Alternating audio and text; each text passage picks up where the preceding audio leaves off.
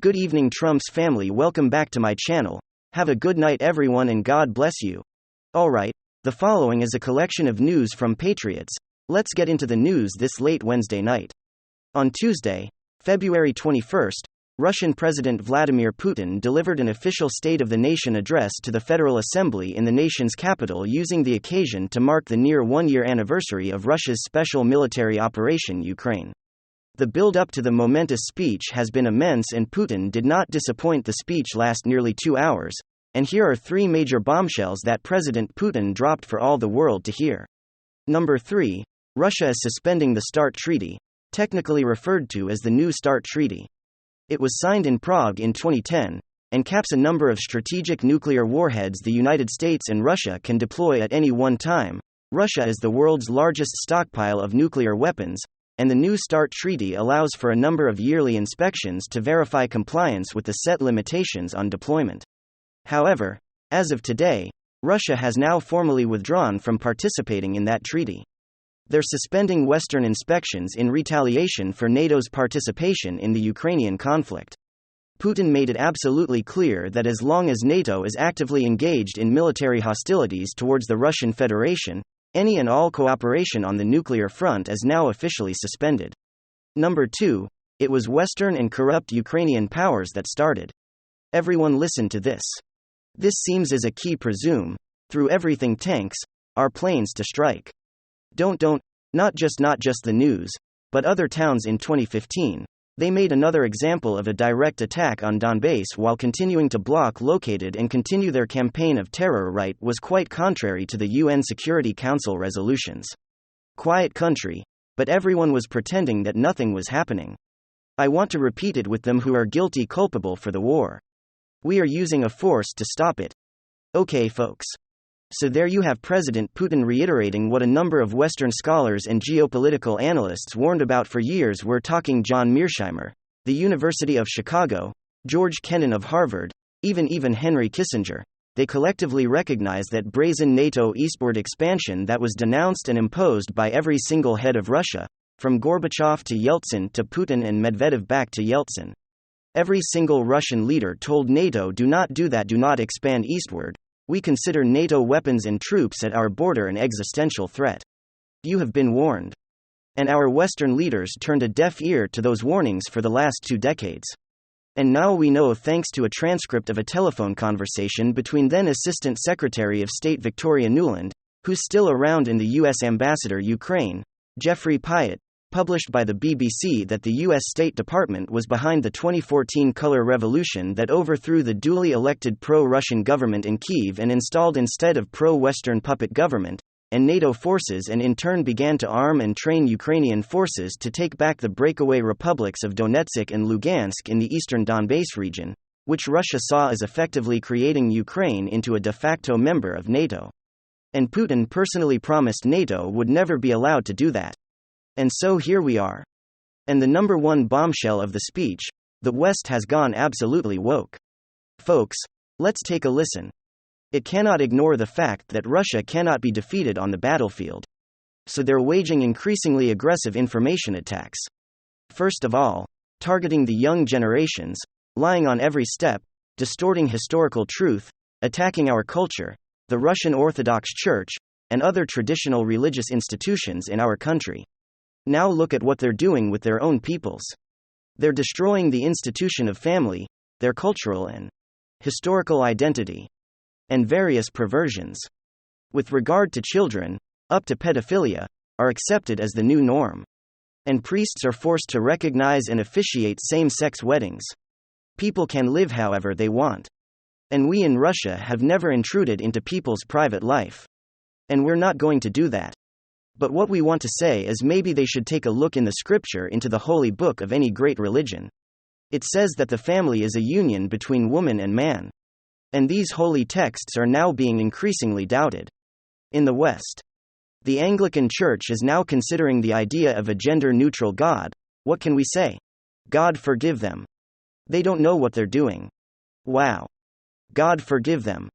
They know not what they do. Now, this portion of the speech is precisely what Jordan Peterson has been talking about of light for some time. He recognizes that Putin's successful weaponization of anti-woke sentiment among the Russian population.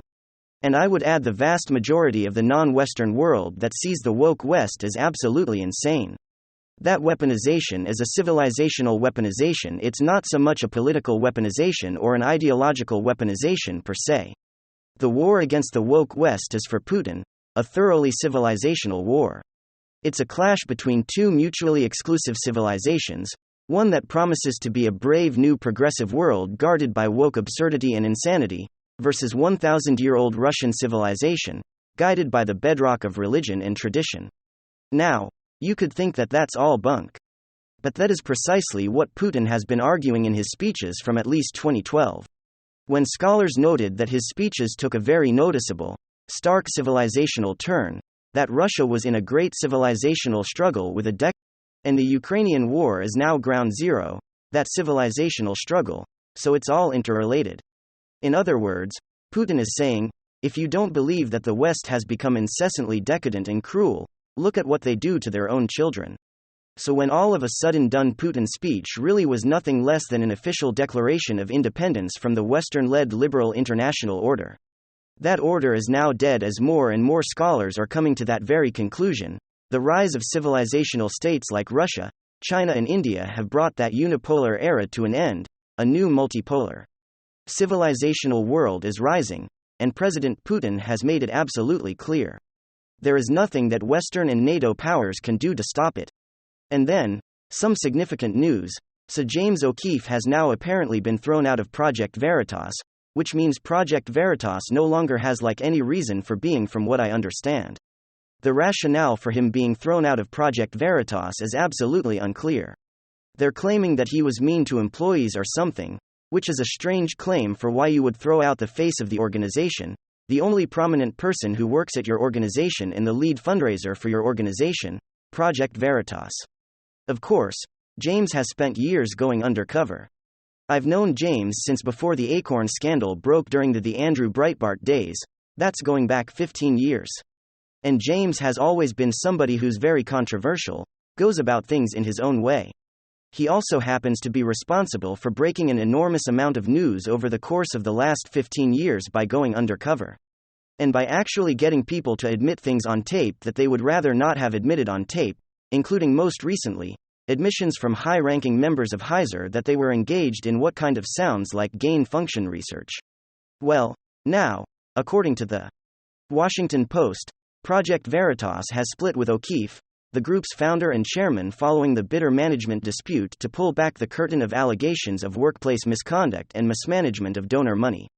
The group's executive director informants and staff on Monday that will give issued an ultimatum demanding the board of directors resigned as a condition for him to stay. And apparently the board of directors said that they then removed him. Now I don't know how he constructs his board. Typically, when you construct a board of directors for a 501c3, you put allies on the board. So maybe there are other issues we don't know about. If there are no other issues we don't know about, if what all that's happening here is that the board doesn't like how James is running the organization. I do not understand the logic here. James, effectively speaking, is the public face of the organization. And here was James announcing his ouster yesterday. He said, "The only way to defeat us is if they take our spirit."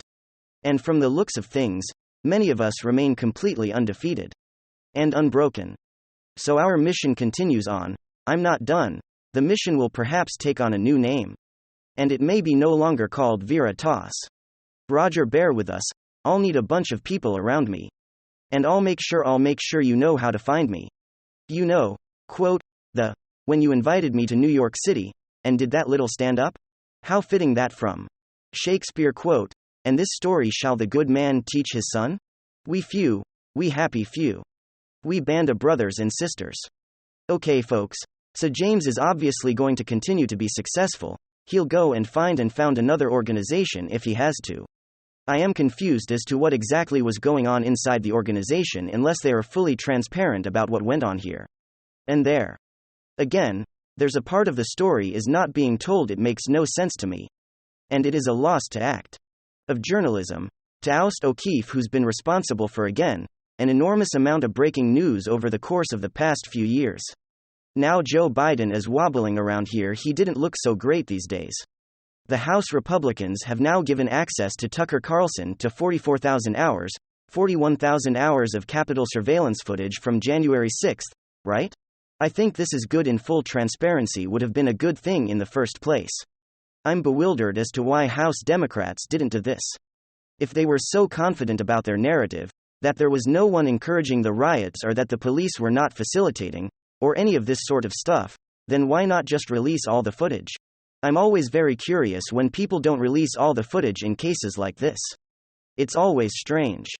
Maybe they have some reasons they haven't quite expressed as of yet, but releasing it to Tucker to the left, of course, is going nuts, because how dare you give it to Tucker Carlson?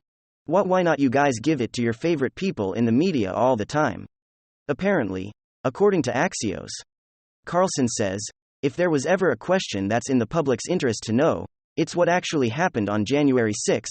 By definition, the video will reveal it. It's impossible for me to understand why any honest person would be bothered by that.